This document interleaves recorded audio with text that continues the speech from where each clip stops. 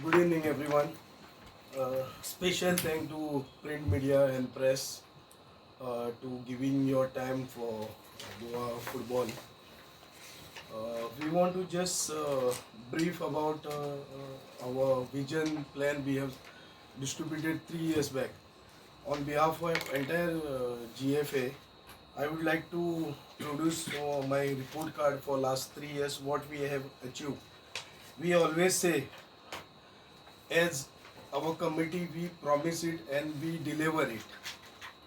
Okay, so Jonathan will guide you about this press report.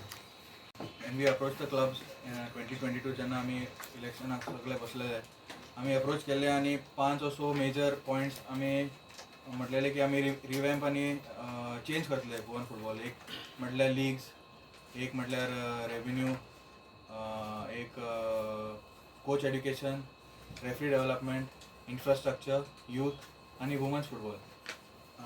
आणि आम्ही we are pleased to tell you that after 3 years with the help of each and every executive committee member of GFA, with the help of all the clubs and with the help of all our well-wishers and the government of Goa, we have been able to achieve almost 3/4, I think above 80% of our promises we have been able to fulfill. Still there are 1 year left of our term, and there are few things that we are yet to accomplish. It is mentioned there in the report card, and we hope to achieve it in the next 1 year. There are also promises that were made with regards to infrastructure in Duler, which is very long term and which requires considerable amounts of investment. But we will be trying to do some part of it, and one proposal will be put up in the AGM on Sunday with regards to the Duler ground. So one of those unfinished tasks, hopefully we hope that it will get resolved this Sunday, and we hope to finish it by the end of our term. Again, as President said, this is the efforts of the entire committee, each and every one, all our members, right from North Goa to South Goa. They have all helped us to fulfill this vision plan that the President had for us, for Goan football. And we could not do this without the help and support of our clubs, well-wishers, and the people, our press also. They played a big part in our success so far. And the general public of Goa, who people sometimes they are not involved in football, but they are following football. They message us, they call us, and they say that you all are doing a good job. So it gives us a lot of happiness.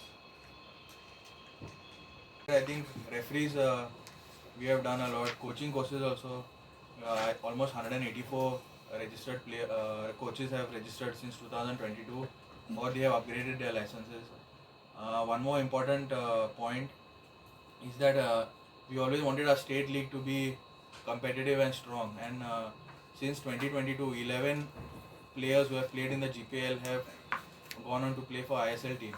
That is one big achievement for us, I think, because if the league is strong, players will develop more, and if the players are developing, it proves that our league is really strong and one of the better leagues in the country, state leagues in the country. So 11 players joining in 3 years, that's like an average of almost 4 players per year, which is a big number. Okay.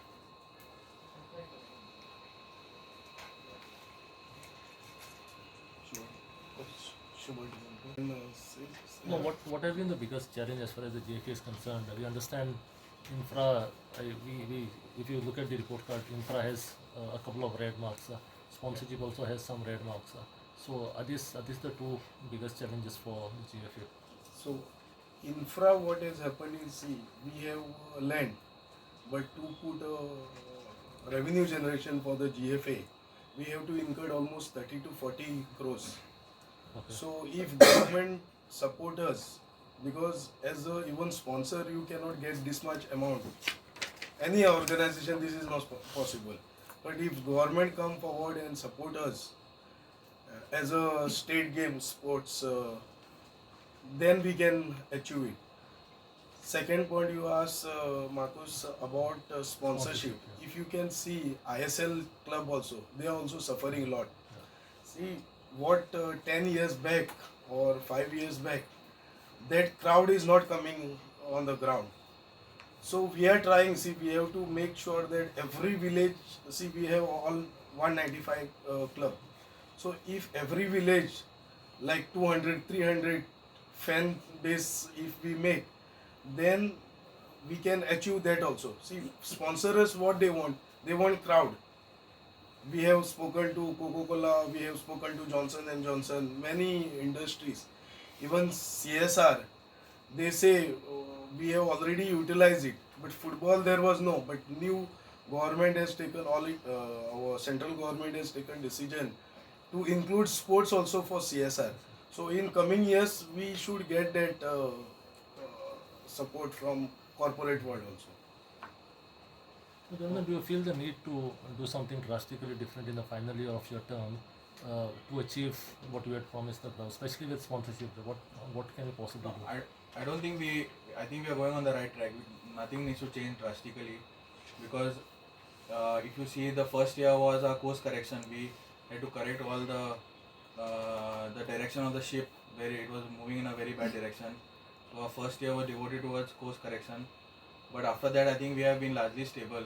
We have to accord a special thanks to our secretariat, our staff. First, it was headed by Lecter and now by Adler. Both did a fantastic job. It's not easy to manage the affairs of GFA, and some of the staff they work till evening, 6 o'clock, 7 o'clock in the evening. It's not easy, and whatever some of his Adler's detractors might say, no one can question his work ethic and his professionalism. You can see compare it to the last term and this term, you can see a marked difference in the administration of GFA. And this is there in our vision plan also. How we have streamlined administration, we have opened offices in South Goa, in Duler. Clubs now don't need to come to Panjim. So all this revamp of administration has been headed by Adler and initially Lecter, and we are very happy with what we have seen so far in the 3 years. With regards to sponsorship, yes, maybe something drastic. We are talking to potential sponsors, maybe creating 1 or 2 new IPs. If hopefully in the next 1 month, if things work out, then we can announce that soon. What is the Dulere ground proposal that you had mentioned earlier, which needs to be approved by the governing body? So what we have a small land there, 507 square meter. On that, what 3 clubs has approached us. I-League club. Okay. See, now they are playing in Margao. The cost incurred is more than 1 crore or 1.5 crores for them annually for one league. So they approach us and they say, why you are not utilizing that place as per I-League terms and highly compliant. I-League compliant, and we are making that 3-storage building now, Okay. and it cost around 1 crore 26 lakhs budgeted, and we can ask our whoever interested club or anybody sponsor is, they will fund it. So the idea is to make the ground highly compliant and allow these 3 clubs to play there. Yeah. Yes. And maybe sign an agreement, 2 or 3 years agreement, like an advance rent kind of.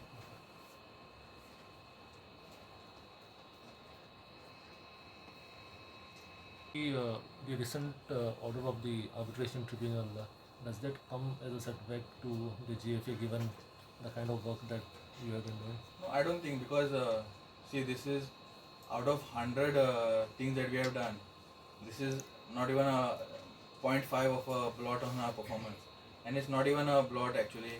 The order clearly states that the final decision has to be, the minutes basically have to be ratified by the general body. No, the order also says that you cannot go ahead with the decision without consulting the Correct. affected clubs, So what the tribunal has said that whatever decision what was taken. See, the background of it is what the rules were deliberated at the last extraordinary general body meeting, and there was no consensus.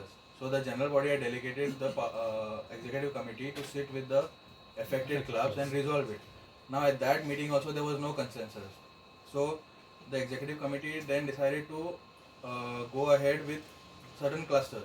Now what the tribunal is saying that instead of the executive committee deciding it, let the general body ratify what the executive committee has proposed, and then from Monday onwards the clusters can be followed. So does this the clusters get go back to the general body? Or Only one cluster. Only one. It goes back to. Do you need to have an extraordinary? No. There's no need, because as per the statutes, general body can be extraordinary or ordinary. So this is just the confirmation basically of the minutes. So it doesn't need to be an extraordinary general body meeting, because the EGM was already held, and except for one cluster, rest all the rules have been approved already by the general body. So there is no question of holding another EGM. It's just either ratification of the rules, or maybe if the general body decides that the affected clubs have to sit again, then they will sit again.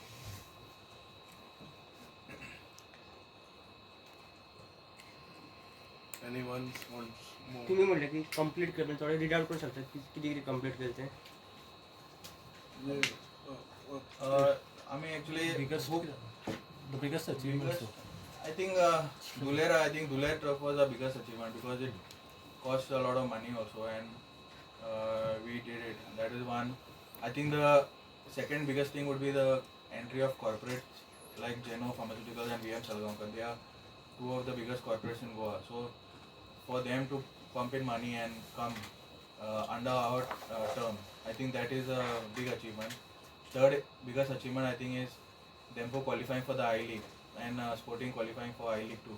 I think that has improved the ecosystem for football. It has revived the ecosystem for football, and it has complemented the GFA's efforts, because due to the efforts of the president, Sporting were nominated as the second team out of turn, and they managed to qualify from the I-League 3 that year to the I-League 2.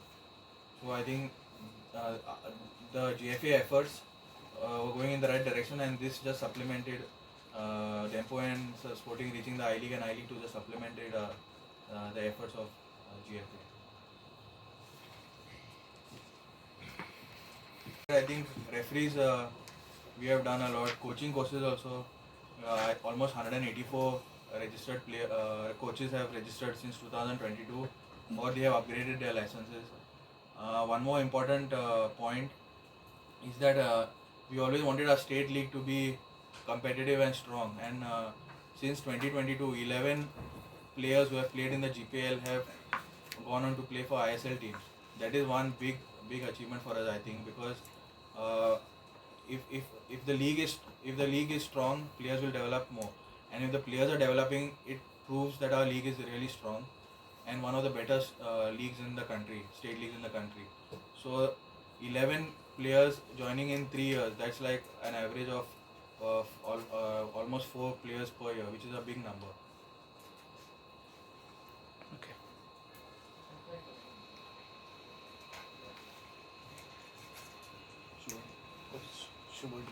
Yeah. Is it a setback also that despite the kind of efforts that GFA has put in and the kind of work that you'll do, it does not reflect at a national level with national level performances? So is that something that the GFA will want to improve on? See, we reached Santosh Trophy final, and it is our bad luck.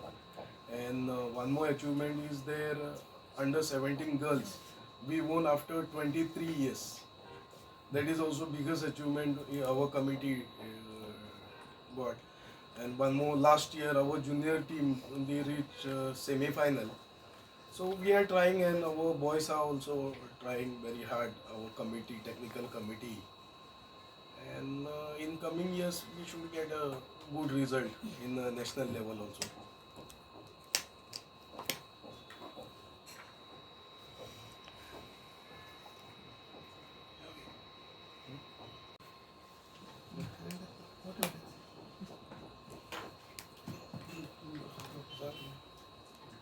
Media prints as reporters तुमकां हांव देव बरें करूं म्हणटा कित्याक तुमी सदांच GFAच्या बरोबर आसात आनी फुटबॉल सगळ्या संवसाराक फकारूंक तुमी सपोर्ट करतात देखून आनी आयज तुमी केरीत भाशेन एकच उल्यान शर्ट नोटिसां भितर तुमी आयले देखून तुमकां हांव चड आनी चड गोवा फुटबॉल असोसिएशनाच्या नांवान देव बरें करूं म्हणटा